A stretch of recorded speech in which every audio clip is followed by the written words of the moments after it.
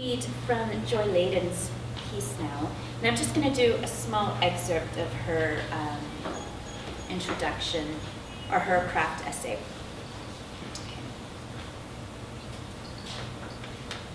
Okay. So, Joy Ladin is the David and Ruth Gottesman Professor of English at Yeshiva University, and she's the author of 7 books of poetry, including Impersonation, which was 2015, and The Definition of Joy. Her memoir, Through the Door of Life, A Jewish Journey Between Genders, was the 2012 National Jewish Book Award finalist. And Joy's piece, her hybrid work here is an excerpt from the book of Anna. And this is a hybrid form. It's epistolary, it's diary entries mixed with poetry. And so I'll read a little bit about what she was thinking of when she wrote this piece. When trauma exposes the hybridity of the self, it exposes the multiple, often incompatible discourses, familial, cultural, aesthetic, psychological, religious, and academic, through which we give meaning to what we live through. Anna's traumas destroyed her faith in these discourses as thoroughly as they destroyed her faith in self-narration. But just as she can't stop telling the story of her life, even when she doesn't believe there can be any such story, she cannot stop invoking discourses whose meaning-making pretenses seem to her pathetic and obscene. Of all the discourses Anna transmogrifies through hybridizations, the discourses she invokes most obsessively are those that represent Jewish tradition, particularly those that participate in the biblically rooted, rabbinically elaborated convictions that Jewish history reflects and reveals the presence of God. Using bits of biblical narrative and poetry, Talmudic and post-rabbinical traditions to tell her stories of meaning-mooting trauma, Anna mocks Jewish tradition's inability to escape or explain the Holocaust. At the same time, though, by forcing them into the service of her self-narration, Anna revitalizes these discourses, freeing them from piety and predictability, imbuing them with her own urgency, her skepticism, her obscenity, her despair. For example, let me just stop here to say that this is divided up between her diary entries and her poetic sessions with her therapist, and the therapist is called Dr. Solomon, and these sessions are called Song of Songs. For example, in Song of Songs 8, Sessions with Dr. Solomon, excerpted in this volume, Anna combines language drawn from the biblical Song of Songs, rabbinical interpretations of the poem as an allegory of the love between God and the Jewish people, and the Jewish science of psychoanalysis, to portray her concentration camp experiences as a series of violence, sexual encounters between God and the women who designated the teenage Anna their survivor. This God is the Lord of both life and death, a hybrid God who presides over incomprehensible murder and equally incomprehensible deliverance. This hybrid space catches God in the act, exposing God as unforgivably implicated in the horrors Anna witnessed and endured in the camps. But at this point in the book, midway, Anna is also trapped in the harem of the dead, experiencing its horrors from each of her hybridized perspectives. And by the final poem in the book, Anna has found in hybridization a means not just of expressing the past, but of surviving it. Hybridization becomes for her a mode of self-narration, one that is capacious enough, skeptical enough, and generous enough to combine the trauma she has suffered and the love she has known in the discourses she has scorned, and the Jewish traditions she has pastiched into a sense of self, a self that, despite it all, because of it all, remains alive. Okay. So this is from the Book of Anna. Moving around the shadow of this beautiful chandelier is a little distracting. Okay. So the following is an edited version of the first section of the Book of Anna, which is prose diary entries and the long narrative poems written in the voice of Anna Asher, a fictionalized concentration camp survivor living in Prague in the 1950s. 7th of April, 1950-something. Wishnauer's fever is broken. I managed to get some penicillin even without a doctor.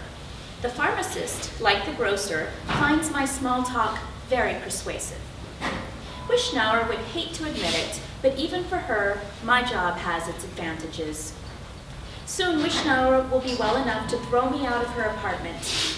I'll be back on the street at night at my usual post above the river.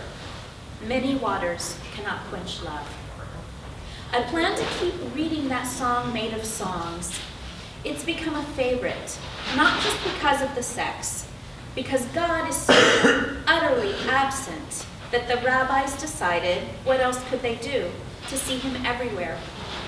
As shepherd and king and leaping gazelle, wooing from every side at once, his lonely rose of Sharon, his maiden Israel, who lies awake at night, radiating perfume from between her breasts, ripening like a cluster of dates just beyond his grasp. Black but comely, most beautiful of women, she somehow, that's the nerve of this girl, this allegory of devotion and abandonment, thinks that she is entitled not only to her beloved's love, but to the love of the rest of the harem. She wheedles their apples and bits of bread, cries on their shoulders, faints in their arms, screams for their protection. In the final chapters, when she's made her escape, she has the gall to survive them. 11th of April. A day altogether bad, beginning to end. That dream again, the harem, the scarab, then Wishnauer pounding the door with her shoe, taking my screams for the screams I scream with men. Then I overslept, missed the bus, arrived at work half an hour later, a long walk through the pouring rain, looking, according to one of my fellow girls, like a rat fished out of a bottle of milk, and was threatened with termination by our local war hero, a man I've slept with 3 times, who accused me of no longer taking seriously my social obligation, as if I ever have. When I arrive home, Wishnauer immediately knocks on my door. It's been days since I've seen her. Anna, she says, without greeting or explanation, call this man. She holds out a cardboard rectangle, white with gold lettering. Dr. A.M. Solomon, psychoanalysis. That again. A doctor, eh? And Jewish, no less. Her face remains expressionless, not a crack. You want to fix me up, Wishnauer? Worried I'm running short of men? It's dim in the hallway. I won't step out. She won't step in. The rectangle floats between her fingers, extending across the sill like a fragment of a bridge. Her face, too, floats against the shadows. They will never replace the bulb in the hall. Fine and lined in the color of old linen, like the heirloom tablecloth my mother inherited from her great-great-aunt. In this light, this close, it's one of the most beautiful faces I have ever seen. Footsteps at the end of the hall, keys in a lock, a hinge squeaking open. Wishnauer pushes the card into my hand, pulls my door shut behind her. From the first section of Song of Songs, 8 sessions with Dr. Solomon. Yes, doctor, the same dream, the harem, bags of myrrh between their breasts, henna tattoos on their wrist, the terminally noble daughters of Barracks 10, who made the suicide pact to husband me as their vineyard, doctor, their designated fruit, the shoot they plant beyond the camps. He must be here, they murmur. His scent is growing stronger. The Rebbitzin trembles like a veil. The physicist giggles. The whore straightens her hem. It's a tense moment, doctor. God returned to the harem to kiss us with the kisses of his mouth. Stud us with a gold shower. Shower us with silver. Lay us on couches of leaves between panels of cypresses.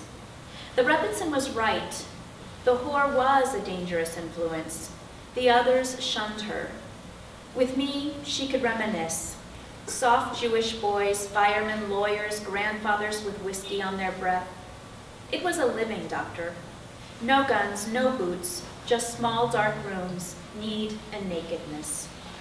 Every tete-a-tete, the Rebbitzin would mutter supplications to shield me. She was serious, doctor, from growing up like that. Is it too much for a first session? You're looking a little pale. Your predecessor accused me of using his office to violate the dead. He was no Solomon, Doctor. It isn't that easy to violate Daughters of Barracks number 10. In your professional opinion, Doctor, what do I owe them? For the physicist, a skeptical smile? Kinder for the Rebbitzin? For the whore, a steady job? Steadier diet of men? And for the king, whose name is like perfume, unspeakably intimate, who has brought me to your couch to recount what the Rebbitzin called his merciful deliverance. Where was I? Oh, yes, the dream, the harem the footfalls of his nibs. I take my place between whore and Rebbitzin, blink and have no lids. My jaws keep moving, the chant goes on, but my mouth is full of flesh. I'm eating my way across a face, familiar, immense. I have no hands, no skin, hidden wings, a sweet tooth for the dead. A scarab beetle, yes. Uncanny, Doctor, a truly inspired guess. Black but comely, part Rebbitzin, part whore, consummate physicist, a living tribute, Doctor, to the Daughters of Barracks number 10. Return, isn't that what you call it? Return on their investment. So that was Joy Ladin. And now we will have Julio Ortega.